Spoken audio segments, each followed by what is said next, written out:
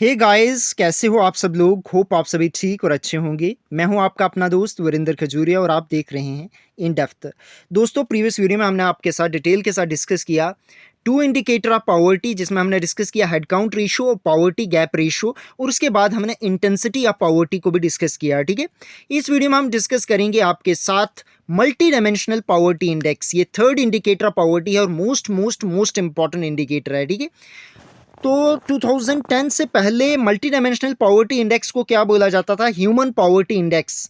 Human poverty index develop हुआ था 1997 को, और 2010 में इसको रिप्लेस किया किसने? मल्टी डायमेंशनल पॉवर्टी इंडेक्स ने। रिमेंबर रखोगे। और ये इंडेक्स क्या बताता है कि पॉवर्टी जो है वो मल्टी डायमेंशनल इन नेचर है। ठीक है, वो केवल कैलोरी बेस्ड या per capita consumption based approach को ही कैप्चर नहीं करता, बल्कि और बाकी डायमेंशन या इंडिकेटर को भी मेजर करता है या कैप्चर करता है। वो कौन कौन से इंडिकेटर हैं? एडुकेशन, हेल्थ और लिविंग स्टैंडर्ड। तो ये ही तीन इंडिकेटर या डायमेंशन है किसके? मल्टी डायमेंशनल पॉवर्टी इंडेक्स के। ठीक है, और मल्टी डायमेंशनल पॉवर्टी इंडेक्स किसको मेजर करता है? एक्यूट पॉवर्टी को मेजर करता है मल्टी डायमेंशनल पॉवर्टी इंडेक्स। ठीक है, एक्यूट पॉवर्टी मैंने प्रीवियस वीडियो में आपको करवाई हुई है, तो आप प्ले लिस्ट में जाकर उसको वहां पे देख सकते हैं। वहां पे मैंने टाइप्स पे आपको करवाया था एक्यूट पॉवर्टी। ठीक है, और मल्टी डायमेंशनल पॉवर्टी इंडेक्स को कौन किसके द्वारा रिलीज किया गया जाता है? वो किया जाता है दो ऑर्गेनाइजेशन, जिसका नाम है यूएनडीपी और ओपीएचआई। यूएनडीपी कौन है? United Nation development programme. और ओपीएचआई क्या है? Oxford poverty and human development initiative. इन दोनों ऑर्गेनाइजेशन के द्वारा एमपीआई को एवरी ईयर रिलीज किया जाता है। ठीक है, और एमपीआई की रेंज क्या होती है? 0 से लेकर 1 तक। ठीक है, जिस कंट्री की एमपीआई रेंज 1 होगी वो कंट्री एब्सल्यूट पोअर होगी, और जिसकी 0 होगी वहां पे कोई भी पॉवर्टी नहीं होती है, जीरो पॉवर्टी होती है। ठीक है, तो लास्ट टाइम एमपीआई जो है इंडेक्स आया था, ठीक है, रिपोर्ट आई थी जिसकी कब? 2021 में, जहां पे भारत का रैंक क्या था? 66 आउट ऑफ 109 कंट्रीज। ठीक है, तो ये भी आपको रिमेंबर रखने ये सभी के सभी पॉइंट। अब एमपीआई को मेजर किस तरीके से किया जाता है? क्या उसका फॉर्मूला है? तो फॉर्मूला उसका है head count ratio multiplied by intensity of poverty. जब इन दोनों रेशियोज को मल्टीप्लाई करेंगे तो हमारे पास क्या निकल के आएगा?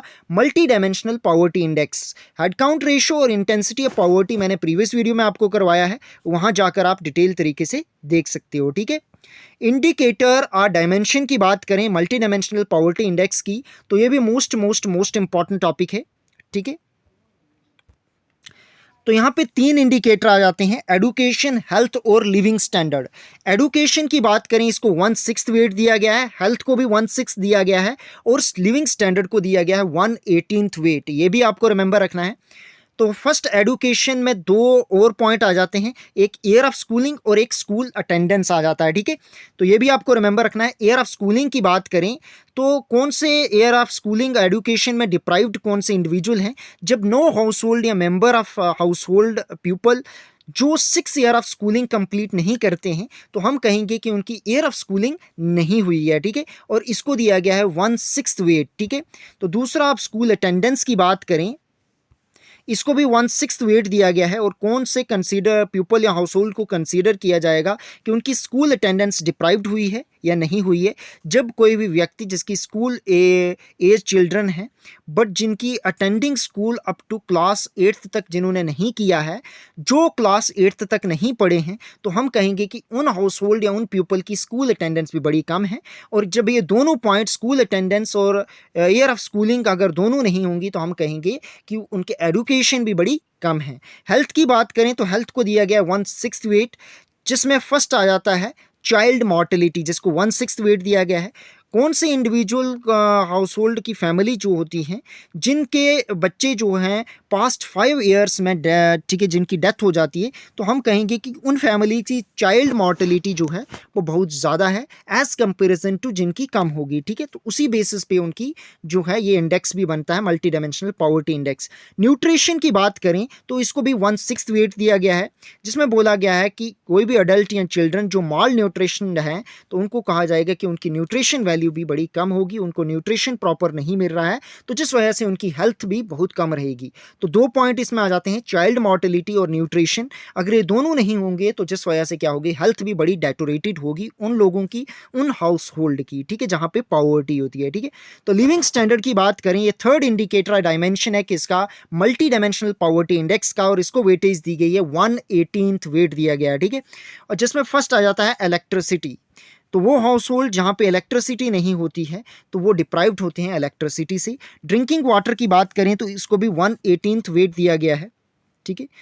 तो बोला गया है कि वो हाउस होल्ड या वो लोग जहाँ पे ड्रिंकिंग वाटर सेफ नहीं है, या ड्रिंकिंग जो है, जो वहाँ अपने घर से उनको टाइम लगता है 30 मिनट का या और ज़्यादा टाइम लगता है सेफ ड्रिंकिंग वाटर के लिए, तो हम कहेंगे कि वो डिप्राइव्ड हैं ड्रिंकिंग वाटर से वो लोग, ठीक है। थर्ड आ जाता है जी इसमें ही, थर्ड पॉइंट है लिविंग स्टैंडर्ड में सैनिटेशन। इसको भी 1/18 वेट दिया गया है, ठीक है। वो हाउस होल्ड जहाँ पे अनइम्प्रूव्ड या कोई भी सैनिटेशन फैसिलिटी नहीं है, ठीक है, या इम्प्रूव तो है बट दूसरे हाउस होल्ड के साथ शेयर की गई है, तो हम कहेंगे कि सैनिटेशन भी उन पुअर हाउस होल्ड की कम है एज कंपेरिजन टू जहाँ पे सैनिटेशन अच्छी है, जहाँ पे डेवलप्ड देश हैं, जहाँ पे पॉवर्टी नहीं है, ठीक है। तो कुकिंग फ्यूल चौथा पॉइंट है, कहाँ किसका, फोर्थ पॉइंट है कुकिंग फ्यूल, कहाँ लिविंग स्टैंडर्ड का। ये थर्ड इंडिकेटर जो था living standard of multi dimensional poverty index, उसका फोर्थ पॉइंट आ जाता है कुकिंग फ्यूल। इसको भी 1/18 वेट दिया गया है, रिमेंबर रखना है। वो हाउस होल्ड जहाँ पे कुकिंग जो किसके द्वारा की गई है, सॉलिड फ्यूल के द्वारा, चाहे वो काउ डंग हो, एग्रीकल्चरल क्रॉप हो, श्रब्स हो, वुड हो, चारकोल या कोल के द्वारा, तो हम कहेंगे कि कुकिंग फ्यूल भी अच्छे तरीके का यूज़ नहीं कर रहे हैं वो हाउस होल्ड, और उनकी जो लिविंग स्टैंडर्ड भी इतनी ज़्यादा नहीं है। फिफ्थ पॉइंट आ जाता है लिविंग स्टैंडर्ड में, वो है हाउसिंग। रिमेंबर रखना है, इसको भी 1/18 वेट दिया गया है।